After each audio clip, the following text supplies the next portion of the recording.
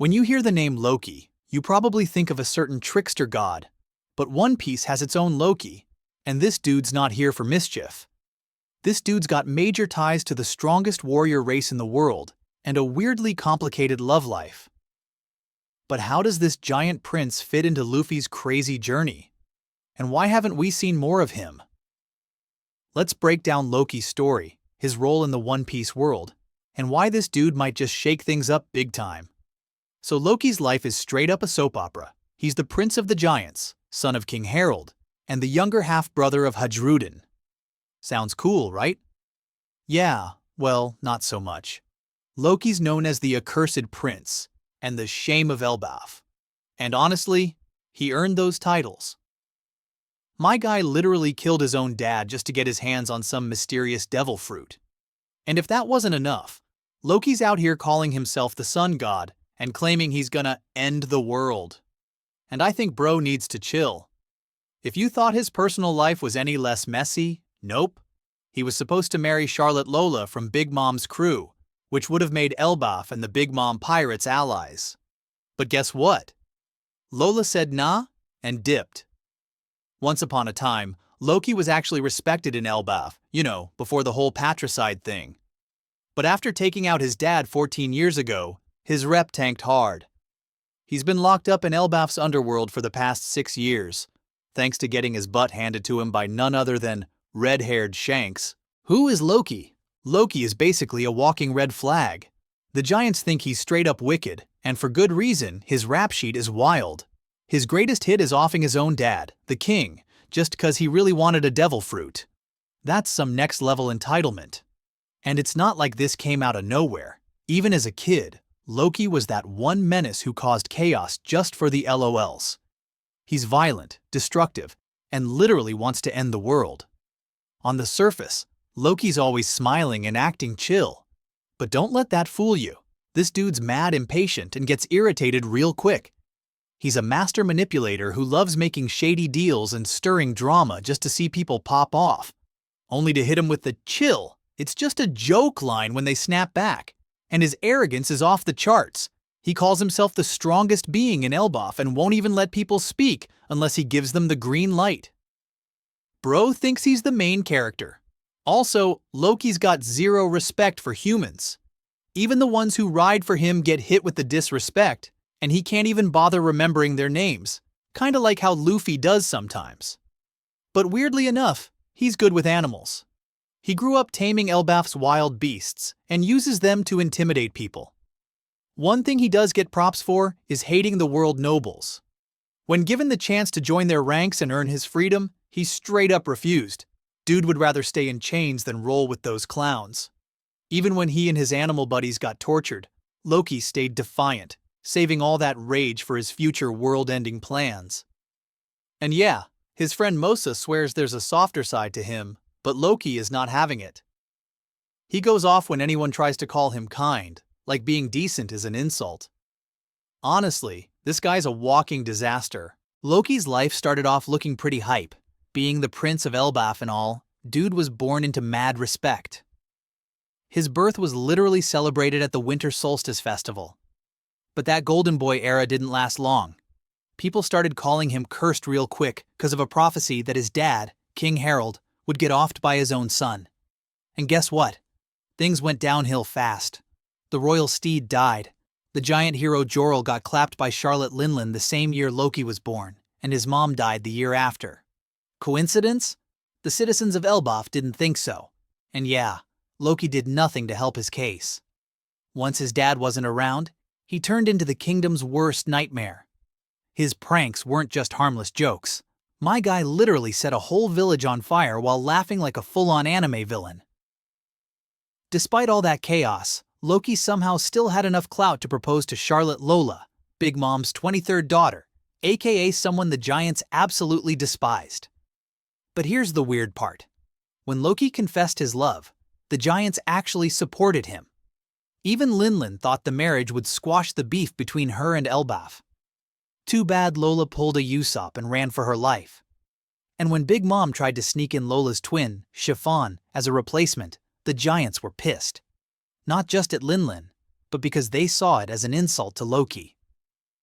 After he went full-on crazy and murdered his own dad, King Harold, the people of Elbaf were done with him. He's now known as their greatest shame, and they're not exaggerating. During his rampage, he even stabbed Jarul, one of Elbaf's biggest heroes, in the forehead. Now Loki's been sentenced to crucifixion, and the strongest warriors in Elbaf have to stay on high alert just to keep this dude from escaping. He went from prince to problem real quick. Loki's not just your average giant, this dude is built different. Even by giant standards, he's massive, on par with Or's, which makes him the size of the ancient giants. And yeah, his power matches his size. It literally takes Elbaf's finest warriors just to keep him in check while he's in prison. Imagine the energy he's bringing if he ever gets out. Some giants legit believe Loki's got enough juice to destroy the entire world. And honestly, they might not be wrong. When Loki threw hands with his dad, King Harold, it was basically a massacre. He wiped out over 100 giant warriors, including his own pops, who was no slouch himself and had that ancient giant blood too. The only survivors were Jarul and Loki. That's it. My guy walked out of a battlefield like it was light work. The world government took one look at that chaos and slapped a 2.6 billion bounty on his head, and apparently, it's not just a regular bounty. It's labeled as special, but no one really knows why yet. Whatever the reason, it was enough to get him an invite to join the prestigious God's Knights. And when those guys want you on their team, you know you're a big deal. Back when he was Prince of Elbaf, Loki had serious clout. We're talking influence over the strongest kingdom in the world. He even had the pull to propose to Charlotte Lola, despite the giants absolutely hating Big Mom and her family, and somehow the people still backed him up. If that marriage had actually gone through, it could have squashed their beef with Linlin. But after Lola dipped, and Big Mom tried to swap in her twin Chiffon as a replacement, the giants were livid, and a lot of that was out of respect for Loki. But yeah, that respect's long gone now. After the whole killed his dad and tried to destroy everything phase, Loki lost every bit of his royal privilege. These days, he's locked up in Elbaf's underworld. But even in chains, he's still got a loyal following. A mix of wild beasts he befriended as a kid, and a group of humans who ride for him no matter what. And yeah, that's enough to keep people terrified. Because if you manage to survive long enough to meet him down there, you are probably not walking out. One thing you gotta give Loki credit for, though, is that the man's willpower is next level. Even after getting tortured by the God's Knights, he refused to submit. Say what you will about this dude, but he's not going down easy. Loki's straight up built different. My dude's been chained up in Seastone for nearly 6 years, which, weakens devil fruit users, and not only has he survived Elbaf's freezing underworld, but he almost escaped at one point. You would think 6 years of that would break anyone, but nah. Loki's still out here tanking devil fruit beatdowns from Gunko like it's just a warm-up. He's been stabbed through the chest with multiple giant swords, and the second those chains came off, he stood up like nothing happened, ready to throw hands. And even when the sea stone's still on him, it barely slows him down. He literally said that as long as only one leg's trapped, it wouldn't make a difference, and then he proved it by swinging his massive warhammer like it was a toy. His speed is just as insane. Loki dodged a Gear 4 attack from Luffy at point-blank range while bound and blindfolded. Let that sink in. His reaction time is so cracked that even in chains, he's moving like he's got ultra instinct. His strength is on a whole other level, even for a giant. This is the same dude who took out his dad and over 100 giant warriors by himself. And keep in mind, King Harold had ancient giant blood. This wasn't some lightweight fight. Even when Loki was just 10 years old, he was already wiping out beasts in Elbaf's underworld and getting the rest of them to follow his orders. This man was a boss before he even hit puberty. As for his devil fruit, we don't know the details yet, but whatever it is, it's supposedly legendary. Loki wanted it so badly, he literally murdered his own father to get it. Whatever this power is, you know it's going to be terrifying. On top of all that, Loki's got observation hockey on lock. Even blindfolded, he could sense Luffy's presence and dodge his Gear 4 attack like it was nothing. And when Gunko tried to come at him while he was still blindfolded, well, didn't matter blindfolded or not, Till saw it coming. The man's awareness is next level. And let's not forget his weapon, a massive warhammer called Ragnir. But this isn't just some oversized club. When Loki swings this thing, it literally calls down gargantuan lightning bolts from the sky. We're talking Thor-level energy here. If this dude ever gets free again, world's gonna have a problem. Loki's story. Loki's story starts way back, 63 years ago, on Elbaf. Dude was born about 10 months after 5-year-old Charlotte Linlin got left on the island by her parents, which is just chef's kiss for the start of a chaos-filled life. His father, King Harold, already knew Loki's future was going to be tragic. A prophecy said that Loki would kill him. And wouldn't you know it? The year Loki was born, the royal steed, the horse of fortune died, and then the hero Jorel got straight up murdered by Linlin. Loki's got bad omen written all over him from day one. His mom died the following year, and natural disasters? Yeah, they started wrecking Elbaf too. Bad vibes everywhere. By age 10, Loki was already out here living his best villain life. He used his freakish strength to force the wild beasts of Elbaf's underworld to serve him, threatening them with death if they didn't obey. After that, he sent them to destroy villages just for fun. Like, dude was just getting started. And when his pops wasn't around, Loki was out here pulling straight-up evil pranks on the giants. One time, he burned down an entire village just because he was bored and laughing like an anime villain. This kid had issues. Then came Charlotte Lola, Big Mom's 23rd daughter, and Loki got hit with the love-at-first-sight trope. His mama Linlin thought a marriage between them would fix the tension with the giants, so she set it up. But nope, Lola dipped out because she wanted someone she actually loved. Big Mom, being the petty queen she is, tried to replace Lola with her twin sister Chiffon. But the giants weren't having it. They saw the scam, and the wedding was called off, only making things worse between Elbaf and Big Mom. Loki's got no chill, but Big Mom's definitely got a few more tricks up her sleeve. Fast forward to 14 years ago, and Loki's got his eyes on a legendary devil fruit, a family heirloom passed down for generations. Of course, this clashes with his father, King Harold, and leads to a full-on father-son showdown. Loki doesn't just have a tantrum, he kills his own father and stabs Jorel in the forehead to get his hands on the fruit, fulfilling that damn prophecy. But Loki's big plans didn't exactly go smoothly. 6 years ago, Shanks caught him and brought him back to Elbaf, where he was sentenced to crucifixion. Loki almost escaped at first, but Elbaf's strongest giants teamed up to keep him chained up, wrapping him in sea stone chains across Treasure Tree Adam in the underworld. Gotta admit, that's a wild flex on their part. Even while chained, Loki still managed to pull together a small group of human followers who got sent to the underworld too. He stayed tight with the beasts, maintaining his status as their king. At one point, Shanks rolled up, knocked out Loki's followers with some Supreme King haki, and had an interaction with Loki, but the full details of that chat are still a mystery. Can't wait to see how that goes down.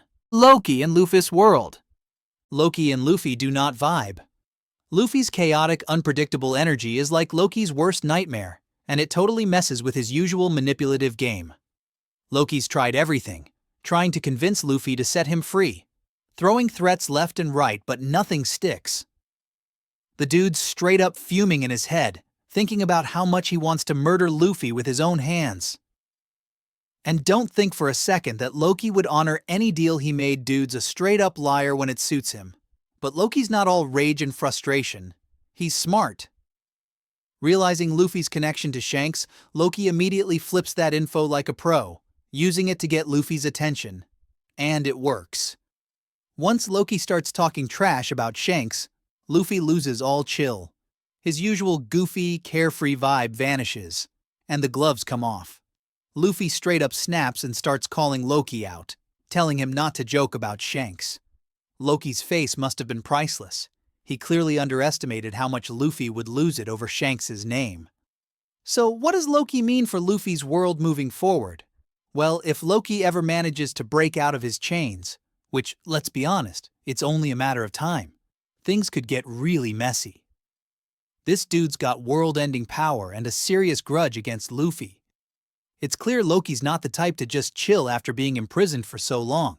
If anything, he's gonna come out swinging, looking for revenge, or maybe just total destruction. Remember, he's obsessed with that devil fruit and the prophecy, so his agenda's only gonna get more dangerous the longer he stays locked up. And let's not forget the whole Shanks thing. Loki clearly knows the weight of that connection, so you can bet he's gonna use it to get under Luffy's skin. Like, we already saw how Luffy reacts when you insult Shanks. Imagine Loki using that against him at the worst possible moment. Loki's got the brains and the brawn to be a serious thorn in Luffy's side if he decides to fully join the chaos. But here's the kicker. What if Loki gets a team-up opportunity? Whether it's with Big Mom or someone else, things could get real bad, real quick. It's not hard to see him trying to make moves, especially since he's got his loyal human followers and beast pals, plus that mysterious, dangerous devil fruit power. In short, Loki is far from just another one-off villain. If he gets loose, Luffy's definitely gonna have a big problem on his hands. So, who is Loki? He's the accursed Prince of Elbaf, a giant with a huge chip on his shoulder, a dark past full of murder and mayhem, and an obsession with a devil fruit that led him to kill his own father. He's got the power, the ego, and the will to end the world if he gets free, and he's already made it clear that he's got a personal vendetta against Luffy. Loki's place in Luffy's world is a ticking time bomb. With his brutal strength, manipulative mind, and connections to some heavy hitters like Shanks and Big Mom, he's a wild card that could shift the balance of power. If Luffy doesn't stay on his toes, Loki could turn from a prisoner to a full-blown threat. So yeah, Loki's not done causing trouble, not by a long shot. That's it for today's deep dive into Loki from One Piece. A prince-turned-villain, a giant with a god complex, and a future menace to Luffy's world. What do you think? Could Loki be the next big bad in Luffy's path? Or will he just stay chained up, plotting his revenge? Drop your thoughts in the comments, and let's get a discussion going. Don't forget to like, subscribe, and hit that bell so you never miss a breakdown. Until next time, you filthy pirates.